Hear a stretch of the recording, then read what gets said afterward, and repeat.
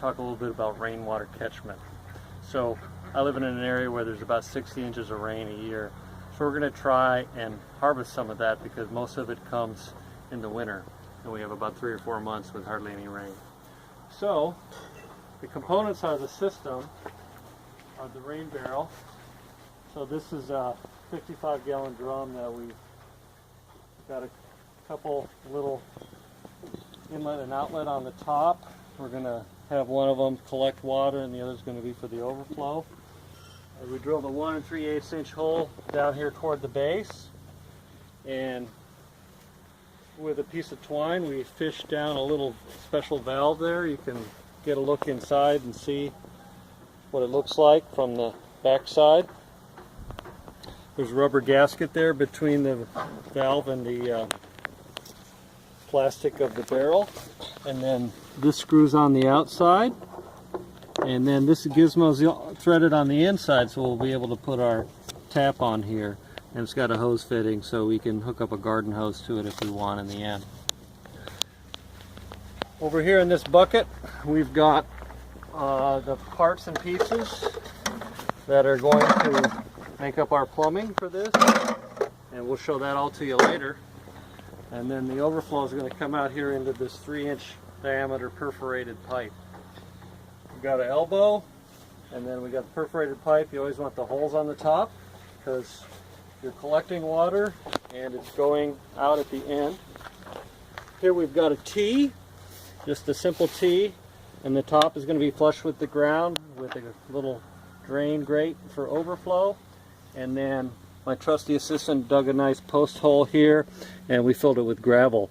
So most of the water is going to go straight down into the gravel and out into the yard for the overflow.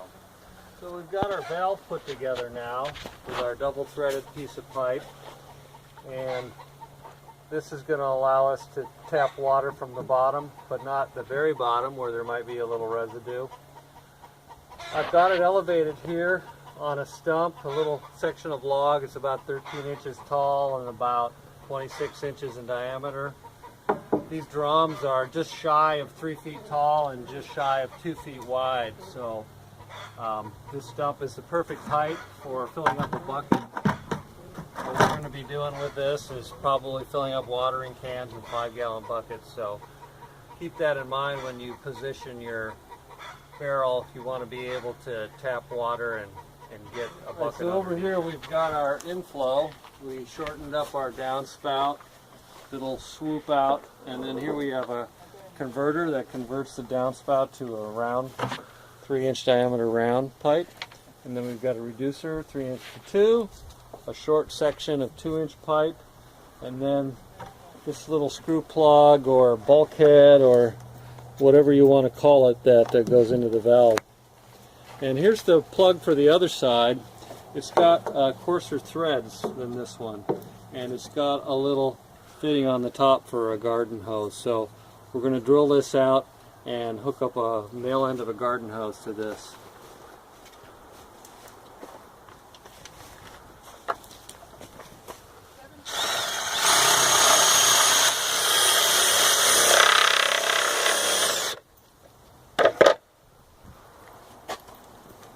There we go.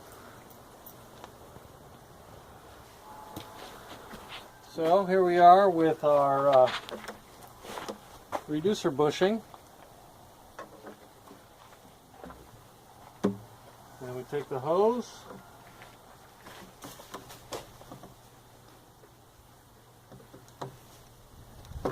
push it inside,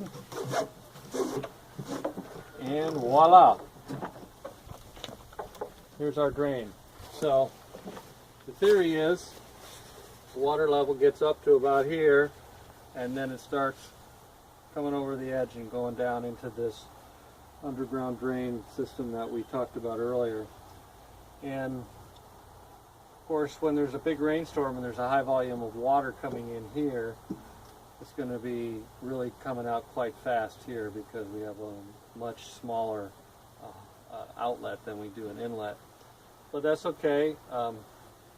There'll be a fast volume of water coming through and going out the hose, and that'll take care of all the overflow. and this will continually refresh with new rainwater.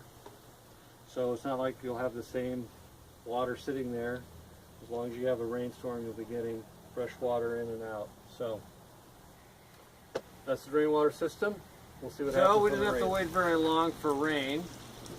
Here's the rain barrel. As you can see, it filled up pretty quickly.